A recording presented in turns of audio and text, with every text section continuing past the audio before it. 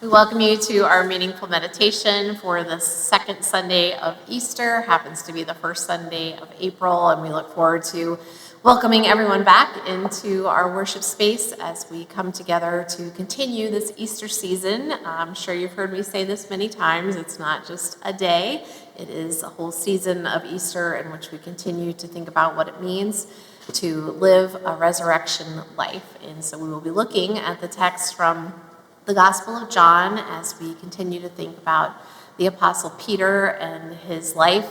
This is a text in which Jesus appears to the disciples. He makes them breakfast. They are on the shore, and they are quickly figuring out that he's back. He's there with them. And he has this conversation with Peter that we'll especially be focusing in on about feeding his sheep. And he continually 3 times asks Peter if Peter loves him. And Peter saying, "Of course I love you," and continues to respond that way, and is somewhat hurt that Jesus continues to ask him that question. And so why? Why does Jesus ask him that question? Why is it important for us to think about living as Easter people, a resurrection life? How are we living out this call of God upon us, just as God has called Peter to live into this life? So we will be thinking about what an Easter life looks like, how that affects our heart as we continue to focus in on the wandering heart, which has been our theme through Lent, and we will be finishing up this theme this coming Sunday and really wondering how do we go forward in our faith with a sense of courage and hope. That's really the call of Easter, and how to avoid some of those pitfalls and things that happen to us along the journey.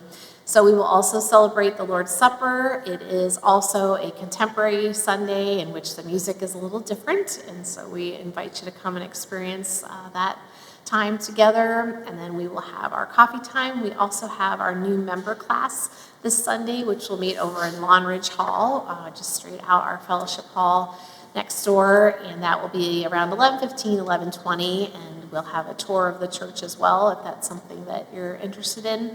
And then the following Sunday, on the 14th of April, our new members will be welcomed into our membership. And then looking ahead, on April 21st, we have a very special Sunday with our children and youth presenting a musical called Creation. And so that will be during our worship time on the 21st.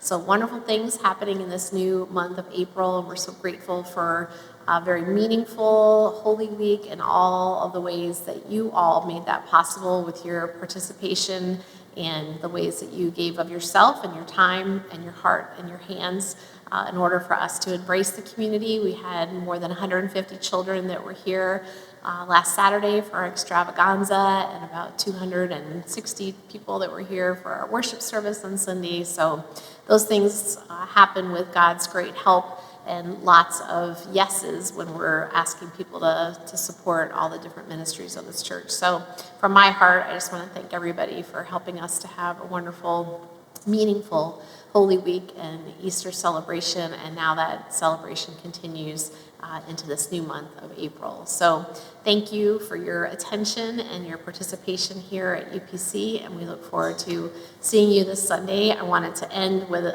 pointing out the cross that our kids made for us last Sunday. If you were here, you know it was a little chaotic as they decorated our cross, and yet it's truly a symbol of the new life that we have in Christ. So wanted to make sure you saw the finished product today.